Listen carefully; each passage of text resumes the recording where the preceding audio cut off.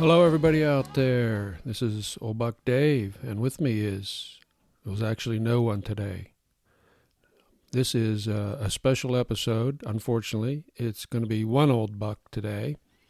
Dale's fine, but he his area suffered a little bit of damage and suffering from Hurricane Ian, so he is not able to link in today, so you're going to have to make do with me. Now, I want to reiterate, he's fine. Both our homes are fine. Just minor wind damage, trees down, that sort of thing. But he's not been able to link in yet. So this is going to be a placeholder podcast number 102. And I've got a few things to tell you about. You know, Dale and I were in the bullseye of the hurricane before it veered off and made landfall around Fort Myers Beach. So we dodged a bullet in a big way, but many people didn't, and our hearts really go out to them. You've seen all the pictures of the devastation. There's nothing I can say or do that would clarify things for you. So this is, our hearts go out to them, as I say, and this is going to be one old buck today, so you're going to have to make do with me. But fortunately, we do have a lot of letters that came in over the talking about the 100th episode and some of the things that we've done recently. Here's one letter from a loyal listener. Congratulations on your 100th episode. I admire your dedication. You guys have a great rapport and are easy to listen to. Maybe that's why you're often referred to as the Melatonin Brothers. Very relaxing. I guess that's a left-handed compliment. We'll take it. Another letter on the death of the Queen says she's a nice lady, but what did she and her family actually do to contribute to the economy and the overall well-being of the nation? A dysfunctional family of overprivileged individuals who drained way too much money from the public coffers. As an ancestry-confirmed Brit, I say it's time to get rid of the monarchy. Well, okay, this fella's not mincing any words here. I thought I was tough on her, man. Moving right along. I got a lot of letters here. This is a note on Lady Chatterley's lover. He said, I think it's a he. I'm not sure here because the person didn't say. So excuse me for assuming that. This person said, I read that book during my college years. All I can recall is something about a gardener and the following quote, 10 minutes of stroking your arse and I would feel like I had lived a lifetime. An era when things were much simpler. Yeah, I'll have to agree on that. That's interesting. Several people mentioned Dale's mind being a Rolodex. We've gotten a lot of thumbs up on that one. And this person said, yes, it is. The good news is he's constantly updating it, resulting in a never-ending source of material for comment. So thanks to this listener out there. We've got another note here on Dale's idea to annex Cuba. He says, I think he might be looking for easy access to those fine Cuban cigars. If we're going to annex real estate, I think it should be contiguous property such as Canada. The Queen is dead and they're probably looking for new leadership. Also, we should give Texas back to Mexico. They're more trouble than they're worth. Wow. Another tough listener. You guys are tough here. Man, I thought we were tough. Here's one on me replacing my crowns. He said, you probably have to get root canals too, as well as gold crowns.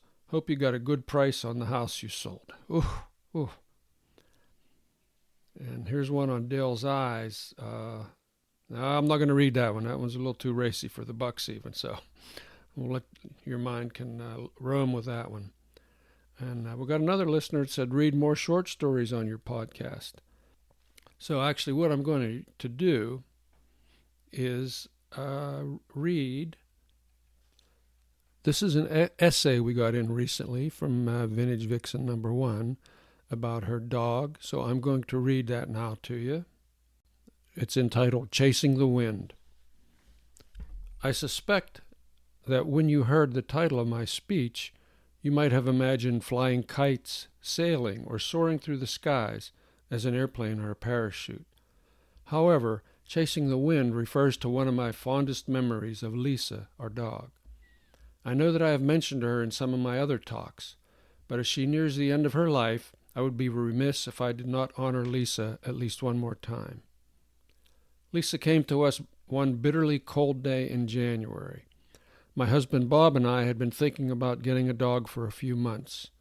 We had even looked at some puppies and rescues, but just hadn't found quite the right one. Bob has a website and for a time offered free one ads to local residents. When an ad for puppies appeared, he suggested that we take a look.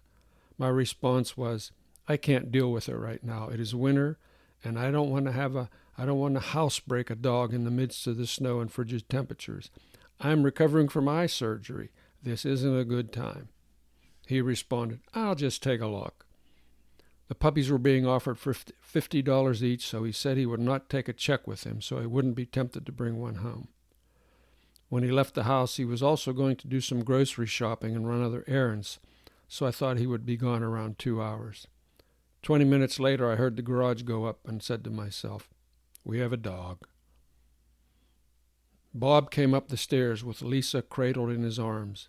She was wearing a little red and white flannel scarf around her neck. She looked up at me with her big brown eyes, and my heart just melted. When I asked about the cost, Bob said that he had scraped together $50 in cash, but that the breeder said that if I didn't want her, the dog could be returned. Who could resist that furry 8-pound pup? Lisa is half Labrador Retriever and half Australian Shepherd, both purebred dogs. The Lab had leapt over a fence and mated with the Shepherd. When she was tiny, Lisa looked more like her father with short hair. My thought was that there would be a little shedding, but as she matured, her nose grew and her hair grew, so she more resembles her mother with fur that is a double coat and 4 inches long. She's lucky that by the time we knew this, we were in love with her, so there's no way we would send her back. We were told that she was partially housebroken and would give a little whimper when she wanted to go outside. She had only one accident in the house when she gave the signal and we ignored it. So all my fears of wintertime training disappeared. You may wonder how she was named. I wanted to call her Penny because she had coppery markings on her paws and nose as well as golden eyebrows. Bob is the one who named her Lisa because he wanted a short, distinctive name. When she was about 3 years old, he said that he wished he had chosen Molly, but I told him it was too late for her to learn another name. Now all of her copper and gold is snowy white. Our yard is fenced, but when she first came to visit us, it wasn't, and Lisa did not always stay at home. She had only been with us a few hours when she wandered into a neighbor's house. They thought she was a stray and took her inside. After a while, we tracked her down, but they loved her, and forever after referred to her as their god dog. These neighbors are in poor health now and seldom venture forth, but Lisa still spends time sitting on our fence and hoping they will respond to her barking and will come out with a milk bone. And Lisa's wandering around the neighborhood, she often retrieved items from other people's yards, plastic bottles, shoes, anything that was lightweight and could be carried in her mouth. For anything of value, we were able to track down the owner, so no harm was done. But I'll bet other people must have wondered how and why plastic flower pots and other useless items had disappeared from their porches. As a puppy, everything was an adventure for Lisa. On breezy days, as she frolicked in the backyard, she could feel the wind rustling her fur. She would whirl her head around, looking to see what had touched her. Although nothing was there, she would snap at the fur on her back and then fly through the yard, leaping and bounding, and trying to catch that elusive, invisible presence. I still laugh when I picture the confused expression on her face. Lisa has been an incredible blessing in our lives. She is 14 years old, and our adventures with her could fill a book or perhaps another speech. Travels to eastern and central Pennsylvania, being a stress reliever for students in the library during finals week, making her rounds to all the tenants when we have owned an office building, having her picture twice in the Tribune Review, loving and being loved by all who know her. Now she's nearing the end of her days. She has a mass on her spleen that will take her life, so we are living day to day. We discovered her condition because she was off her feed and had lost weight, so we were told to give her anything that she would eat just to get calories into her. She is served salmon, eggs, chicken, hamburger, whipped cream, cheese, Campbell's chicken noodle soup, and tuna, It's not a balanced diet, but she sure is enjoying it. On October 26, her birthday, we took Lisa to see all the people she had known and loved. One young woman drove in from York, Pennsylvania, and back in one day just so she could say goodbye to Lisa. We know that we've been blessed because Lisa has exceeded the average lifespan for her breeds, yet it is hard to say goodbye. Still, whether it is theologically correct or not, I believe there is a place in God's plan for animals. I agree with Will Rogers, who once said, "If dogs don't go to heaven, then I want to go where they went." Wherever Lisa is going, I imagine she will once again be leaping and bounding through the fields, chasing the wind. So there you have it, Chasing the Wind by our vintage vixen number 1, Judith. Thanks very much, Judith. That's a terrific essay, and I'm sure a whole lot of us can personally identify with that. Oh, and there was one other letter from afar that we got commenting on our segment on the Jetson, the flying craft that Dale characterized as a drone. Now, the sharp-minded amongst you, as this reader was, would recognize that if it has a pilot, then it's not a drone. So that was the essence of this. It has a pilot, Dave and Dale, so it's not technically a drone. It's an aircraft, a piloted aircraft. So, okay, picky, but you're right. And I do have one other news story to follow up on. If you recall, we talked about the space vehicle that was targeting an asteroid to try to, this was a test to see if they could bump the asteroid enough to change its course as a test case for whether this might be something that we would have to do for the Earth someday. It was fascinating to watch pictures of the asteroid growing larger and larger as it got closer. It was really incredible. In my book, the people who make endeavors such as this succeed are the real heroes. This work could save mankind someday. You know, the heroes are not the folks starring in the Hollywood movies. They're not the politicians stuffing their pockets with money from the PACs and the lobbyists. They're not the billionaires who live in their own worlds, immune to the rules that the rest of us live by. Not even the Kardashians, come on. So I'd say hats off to the real heroes of our day, the folks that make things like this happen. And I'm going to put a link to an article that talks about this. Now, I'm happy to announce that we have a couple surprise guests on our show today. The first surprise guest you'll hear is someone you've heard twice before. This is my grandson, Mr. Grayson, and he's here to give you an update on how his world has been over the past couple years. So how are you today, Grayson? I'm good. So tell everybody how old you are and what grade you're in now. I'm 6 and I'm in first grade. And what about baseball? Anything you can tell us about your baseball team? Well, it was a pretty good league. We won most of the games. Nice. What about school? Tell us about what grade you're in. Are you in first grade, you said? Well, it's pretty fun. Like math is usually after lunch. So, like, it goes like ELA, then specials, then recess, then lunch, then math, then listening and learning, then writing.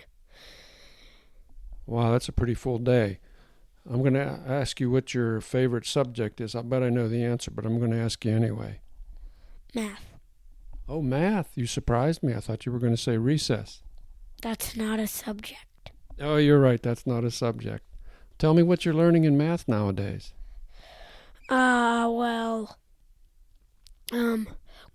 We just finished our unit on shapes. Shapes? What kind of shapes?